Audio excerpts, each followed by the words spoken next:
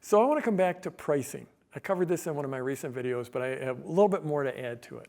So back in 2000, I went to my first marketing conference, and I learned about this technique of price surveying. This is where we'd actually put out a survey and ask people about the potential pricing for your product.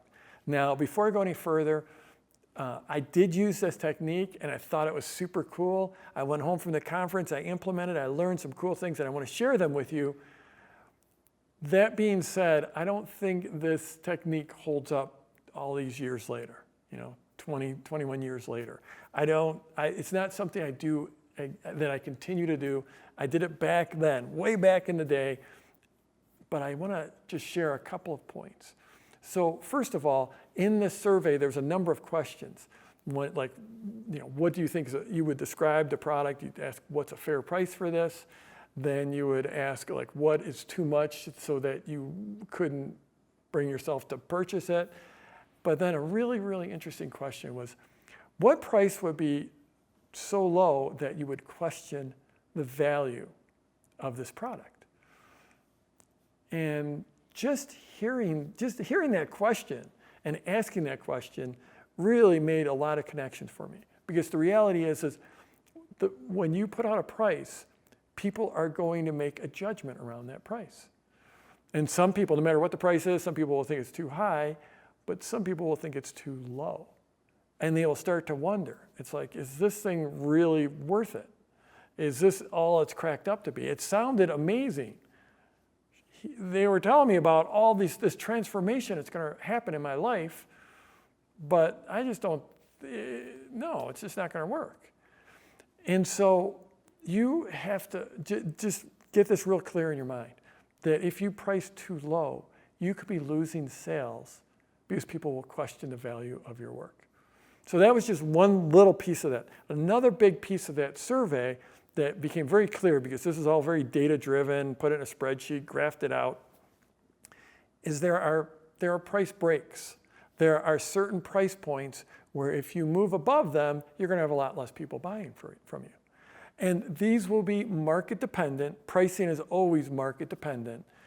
But in general, there's prices like under $30, under $50. Once you get above $50, you can probably go up to $100. There was 47 or 49 up to 97 or 99. And it really does make a difference if you stay under those even price points. So $99 will actually make more sales than $100. $997 will actually make more sales than $1,000. So there's those price points. There's like keeping it under 30, I guess keeping it under 20, keeping it under $30, keeping it under $50. And from 50, you can almost jump up to 100. And then from 100, you can almost jump up to $200, and then to 300, and then from 300, you can jump to 500. What I mean by that is if you're pricing, say you're just under $300, you're at $299. If you go above $300, the number of sales will likely go down. Again, it's all market dependent, very market dependent. But say you're in a market that has that kind of pricing, once you go above 300, you'll lose some sales. So like a lousy price would be $325. That not a good price, because you'd make more sales at $299, and if you went up to 400, like just under 400, you'd make as many as you would at 325. Like more people don't drop off between 325 and 400, and really probably between 325 and 500. So there are these price breaks in whatever market you're in. They're going to be different, completely market dependent, but there are these price breaks. So that was the second thing. So two big things. One is that if you price too low, people will question the value of your offer. Two is there are different price breaks that will make a big difference in the quantity that you sell. It doesn't mean you always want to be you don't want to be at the low end. But it's like once you go above a certain number, you want to jump up to just below the next number. And then the final thing is that sometimes, if it's more of a prestige type of a sale, you actually want to price at the round number.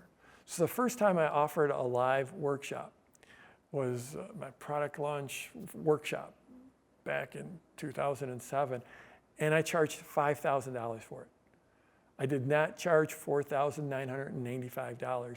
I charged $5,000 because at that point, that's still a pretty high price for a workshop. But back then, all those years ago, it was a very, very high price. And the people that were going to buy that were people that were at the very high end of the market in terms of their consumption and their sophistication and the value they were going to get from it. And I wanted to just say, this is $5,000. It's crazy value at $5,000. It's not $4,985. You get to save $5.